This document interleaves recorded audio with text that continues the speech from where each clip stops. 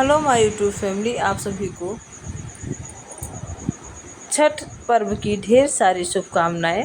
छठी मैया की कृपा आप सभी पर बनी रहे। आज हम आपके लिए लेके आए हैं कार्तिक मास में सुनी जाने वाली पौराणिक कथा। कार्तिक मास में हर रोज सुनी जाने वाली सीता माता के नित्य नेम की कथा। सीता माता की नित्य नेम की कहानी सुनना बेहद शुभ माना जाता है कि इस कहानी के सुनने से घर में धन धान की कोई कमी नहीं रहती है। सीता माता की नित्य की कथा। राम आए, लक्ष्मण आए, देश के पुजारी आए, नित्य नेम का नेम लाए। आओ राम, बैठो राम, माखन मिश्री खाओ राम, दूध बतासा पियो राम, सूत के पलटा पोटो राम, पलका पोटो राम, साल दुसाला ओढ़ो राम, राम सावरे सबके काम, खाली घर भंडार भरेंगे, सबका बेड़ा पार करेंगे। जय श्री राम, जय जय श्री राम। सीता माता की नित्य नेम की कहानी। कार्तिक महीने में सीता जी की नित्य नेम की कहानी सुनने का विशेष महत्व माना जाता है। कहा जाता है कि ये कहानी माता सीता कहती थी और प्रभु श्री राम सुनते थे। एक दिन भगवान राम को किसी काम से बाहर जाना पड़ा। तब माता सीता श्री राम जी से कहती हैं कि मेरा तो 12 वर्ष का नित्य नेम है, आप बाहर जाएंगे तो मैं अपनी कहानी किससे सुनाऊंगी। तब भगवान राम ने कहा कि तुम कुएं के पार पर जाकर बैठ जाना, वहाँ जो औरतें पानी भरने आएंगी उन्हें अपनी कहानी सुना देना। सीता माता कुएं की पार पर जाकर बैठ जाती हैं। एक स्त्री आई, उसने रेशम की जरी की साड़ी पहन रखी थी और सोने का घड़ा ले रखा था। सीता माता उसे देखकर कहती हैं कि बहन, मेरा 12 वर्ष का नित्य नेम सुन लो। पर वह स्त्री बोली कि मैं तुम्हारा नित्य नेम सुनूंगी तो मुझे घर जाने में देर हो जाएगा और मेरी सास मुझसे लड़ेगी। उससे कहानी नहीं सुनी और चली गई। उसकी रेशम की जड़ी की साड़ी फट गई, सोने का घड़ा मिट्टी के घड़े में बदल गया। सास ने देखा तो पूछा कि ये किसका दोष लेकर आई है। बहू ने कहा, कुएं पर एक औरत बैठी थी, उसने कहानी सुनने के लिए कहा लेकिन मैंने नहीं सुनी, जिसका यह फल हुआ है। बहू की बात सुनकर अगले दिन वही साड़ी और घड़ा लेकर सास कुएं के पास गई। सास को वही सीता माता बैठी मिली तो माता सीता से कहा कि मेरी बहन मेरी कहानी सुन लीजिए। सास बोली, एक बार छोड़, मैं 4 बार कहानी सुन लूँगी, तू सुना। राम तब सीता माता कहानी सुनाने लगी। उन्होंने कहा कि राम आए, लक्ष्मण आए, देश के पुजारी आए, नित्य नेम के नेम लाए। आओ राम, बैठो राम, तपी रसोई जियो राम, माखन मिश्री खाओ राम, दूध बतासा पियो राम, सूत के पलना मोटो राम, साल दुसाला पोटो राम, साल दुसाला ओढ़ो राम।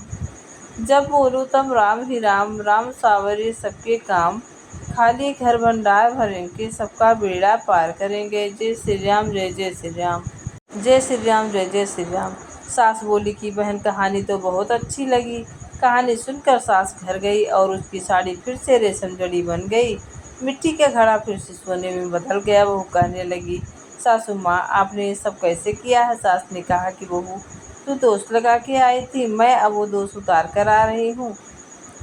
बहू ने पूछा, वह कुएं पर रहने वाली स्त्री कौन थी। सास बोली, वे माता सीता थी। वे पुराने से नया कर देती हैं, खाली घर में भंडार भर देती हैं, आदमी की जो भी इच्छा होती है पूरा कर देती हैं। बहू बोली कि ऐसी कहानी मुझे भी सुना दो। सास बोली, ठीक है, तुम भी सुनो। और सास ने कहानी शुरू की।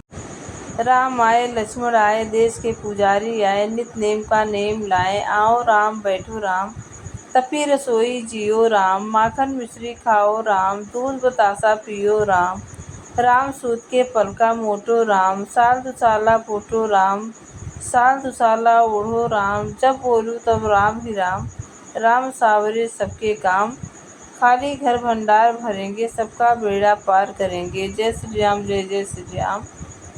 कहानी सुनकर बहुत बोली, कहानी तो बहुत अच्छी है। सास ने कहा, ठीक है, ये कहानी रोज हम कहा करेंगे और सुना करेंगे।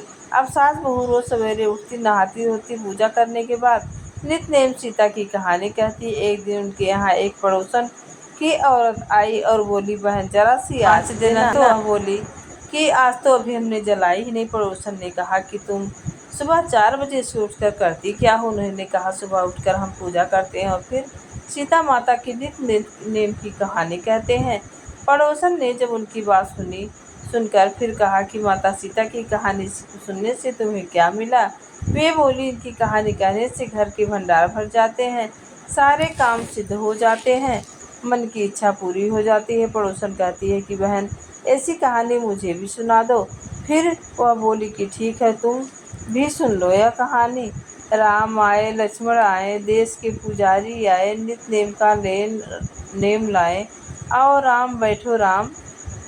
सारी कहानी सुनने के बाद पड़ोसन कहने लगी, बहन कहानी तो बहुत अच्छी थी लगी। अब यह पड़ोसन भी नित्य की सीता माता की कहानी कहने लगी। कहानी कहने से सीता माता ने पड़ोसन के सभी भंडार भर दिए। अब तो पूरे मोहल्ले में नित्य की कथा चल पड़ी।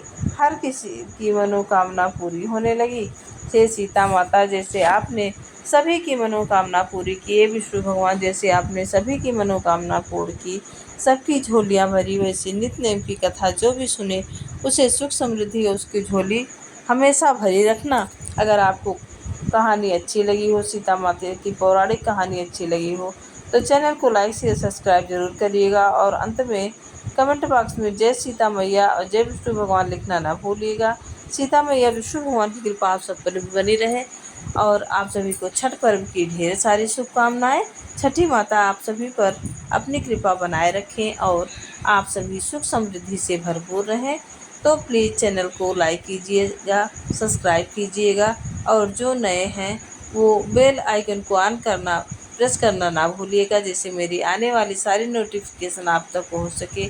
अगर आप चैनल पे नए हैं तो प्लीज़ प्लीज़ प्लीज़ वीडियो को ज़्यादा से ज़्यादा शेयर करिएगा, लाइक करिएगा, सब्सक्राइब करिएगा। Thank you for watching. जय विष्णु भगवान, जय माता की जय हो, लक्ष्मी जी की जय हो, सीता मैया श्री रामचंद्र जी की जय हो। जय